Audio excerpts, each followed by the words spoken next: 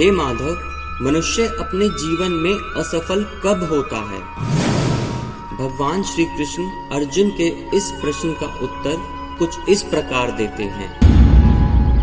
हे पार्थ, वह मनुष्य जो परिस्थितियों और समस्याओं से हार कर मृत्यु की शरण में जाने की बात करते हैं, वास्तव में वह लोग ही सबसे बड़े असफल और कायर होते हैं।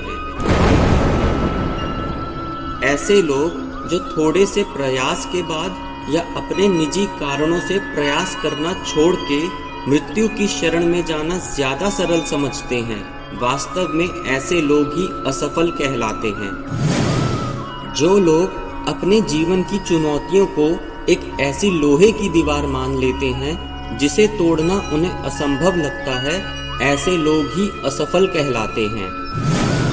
और अपनी असफलता को छुपाने के लिए वह अपने आप को असमर्थ बताते हैं।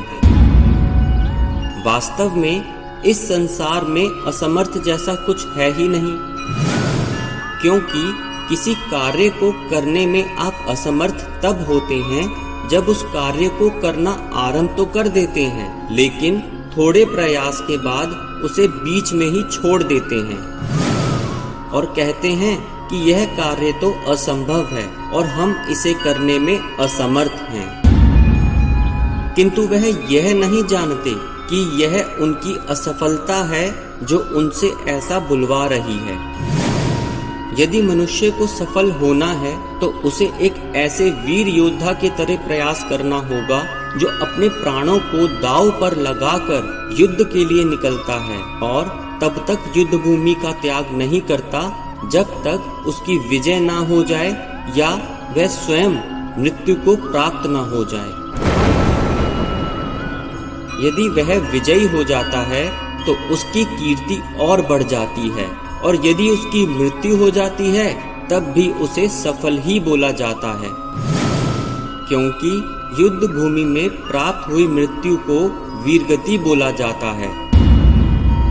कहने का अभिप्राय यह है कि बिना प्रयास किए मृत्यु की शरण में जाने को असफलता बोला जाता है, और प्रयास करते करते मृत्यु को प्राप्त हो जाने को सफलता से भी उच्च माना जाता है।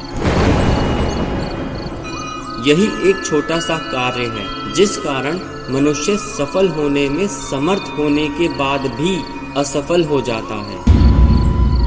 इस पर स्वयं विचार अवश्य करना पार्थ। राधे राधे। विनम्र प्रार्थना। और ज्ञान पाने के लिए हमारे चैनल को सब्सक्राइब अवश्य करें और बेल आइकन दबा के ऑल सेलेक्ट करें। आपका आभार।